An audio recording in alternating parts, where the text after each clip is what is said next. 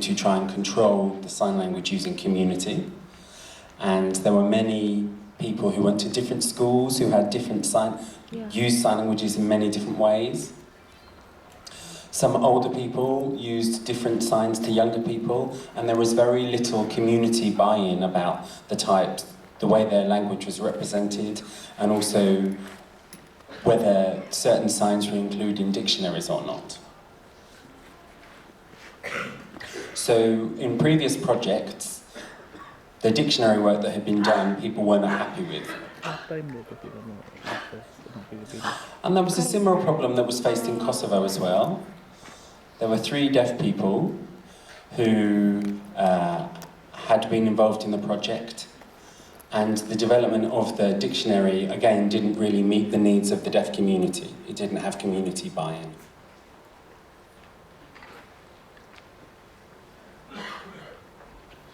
So from both those experiences and problems that we were able to identify in Kosovo and Albania, it meant we needed to create a manual, a sign language work manual.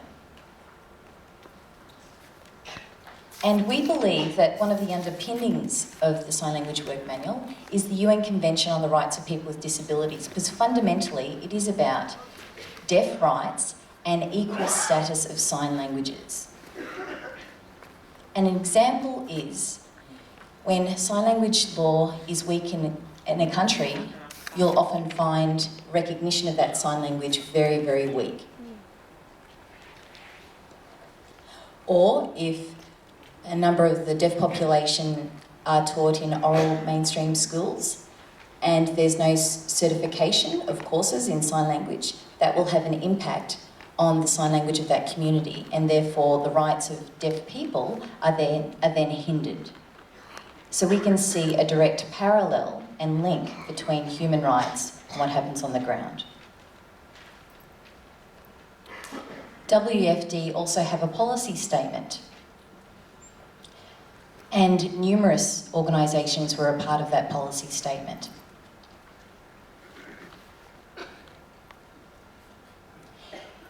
And part of that policy statement talks about when other countries go into developing countries and support their work.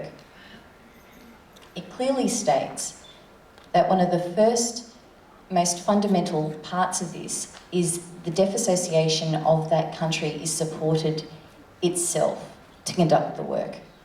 From there, sign language work can be conducted. So WFD does have a policy clearly stating the work that's required in supporting sign language work.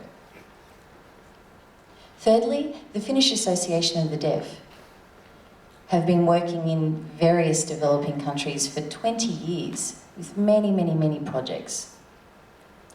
And all those experiences have not been documented in one place. So now we have a place where everyone can look at all those experiences and benefit from. Here on the screen, you'll see a manual that WFD created in 1994. Now, the focus of this manual is to assist the establishment of deaf associations.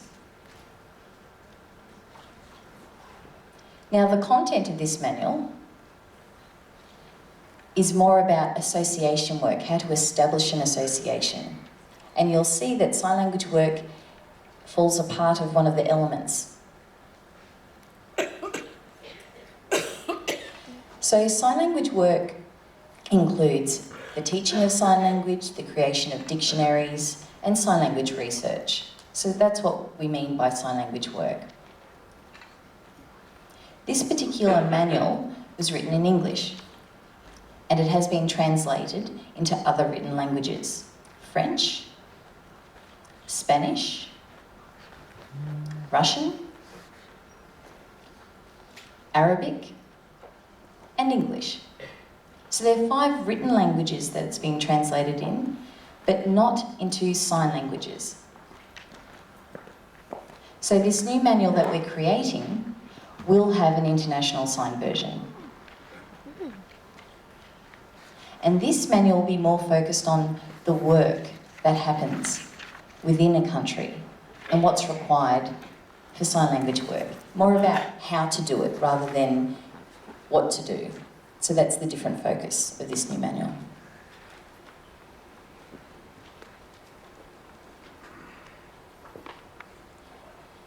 Now I'd like to delve deeper into what sign language work is about. Some people have a very limited view and they think it's purely a dictionary, the creation of a dictionary, but in fact it's vast. There are many elements that are included in such work. And it's impossible to do one thing without the other. They're all heavily interconnected. It's about developing sign language, filming sign language, such as corpus, developing dictionaries, having them on DVD, resources, materials, and having linguistic training to ensure that people are aware, because there are so many different elements of sign language work. But it's not the academic level, it's all about the individual, their understanding and appreciation of language. When deaf people first become aware of linguistic issues, it can affect them at a personal level, at a very intrinsic level. Wow, this is my language. Maybe in the past they hadn't seen sign languages on the same level as their national spoken language. And this can have a profound impact on a person's self-esteem and identity. So this sort of work can really impact at a micro level within a community. And just being aware of what a person's language can mean can also inspire people and motivate them onto further research, which is always required. You'll also see the arrows on the PowerPoint, and that leads to what can happen in the future. So you see this PowerPoint, and here we talk about documentation and description of sign language. So there are 4 different examples that I'd like to highlight. So one is training, how deaf people can learn about sign language. For example, there are some people who don't know how to begin to gather signs together. For example, within one country, they may have a predominantly oral education system. It means that teachers in the classroom must be taught sign language. But before that can happen, there needs to be a corpus, there needs to be development of language, and that needs to be documented before that can even be taught to teachers within the classroom. We then move on to organisational empowerment. Sign language projects and the fact that resources and materials can be developed, it's important that organisations who are involved in that don't keep that within an organisation. It needs to be shared widely throughout the community. So people within the community feel like they have ownership and they understand what's going on. And that all helps with identity and empowerment, not only at an association level, but at a community and individual level. Then we have advocacy work. If there's no sign language recognition within legislation, within a government, it means having dialogue with government. But without having a sign language project, you've got nothing academic to support. There's no evidence to support that dialogue with government. Now, the 4th example that leads to the importance of sign language work is interpreter training. Right. In Albania, previously, there was no interpreter training. And originally, we thought we would identify coders, so people of the community who have deaf family members. They were hard to find. So then, hearing people were brought in, as were parents. And that was the start, because Albania had finally some materials to teach sign language, including interpreters. So we can see that there is an entire fabric that can be a part of this, and sign language work does not happen on its own.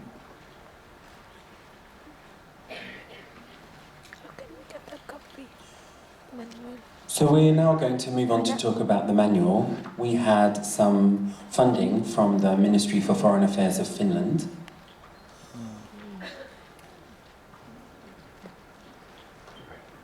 And also from the Finnish Disability and Development Partnership Programme of FIDIDA and FAD. We worked in partnership with the WFD, but also we had support from FAD for the Sign Language Manual. And we were asked the WFD if they were able to offer their support and experience via FAD to enable this work to occur.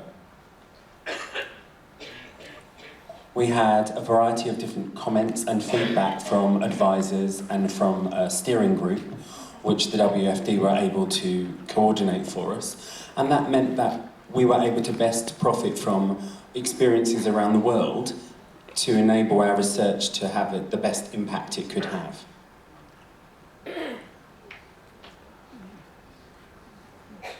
There were two of us who were involved in Albania, myself and Karin, and we also had the cooperation of ANAD, the Albanian National Association of the Deaf. We worked in quite close cooperation together throughout this process.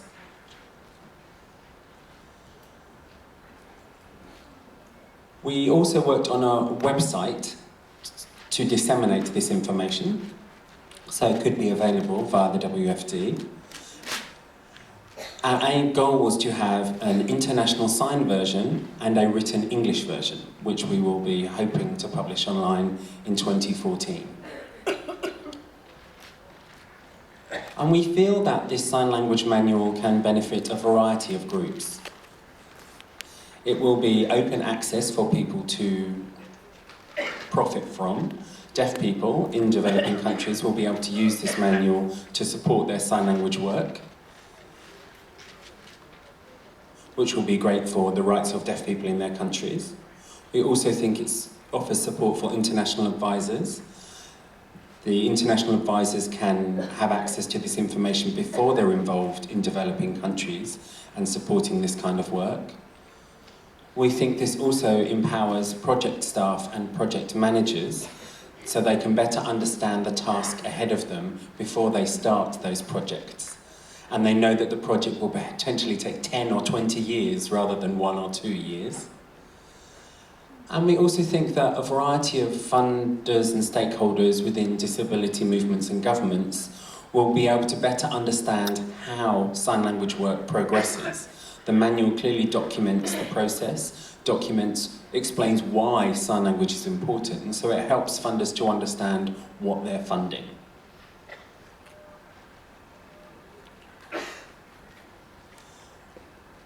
Within the Sign Language Work Manual, we're addressing 7 topics.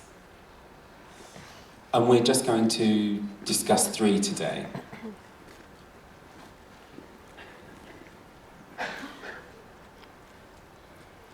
How to start. What happens when you arrive in a country. How you can make sure deaf people are involved in the process. Meeting deaf people prior to the project, understanding the local context, whether there's government recognition, what the everyday lives of deaf people are within that country or that region, and then understanding how money can support that work and how experts can be brought in to support the work that happens. If we look at the situation in Kosovo and Albania, we had 3 people who were involved on an everyday basis, people who had strong connections with the community, and that's why we were able to move forward so well.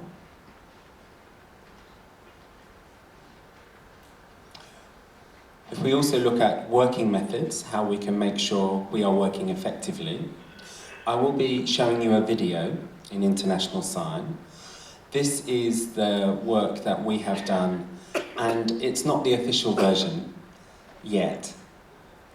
We are still going through a process of having advice from the WFD and other advisors, and so we will have a further drafting process, but we'll show you the current draft that we have on working methods. This is what it looks like at the moment.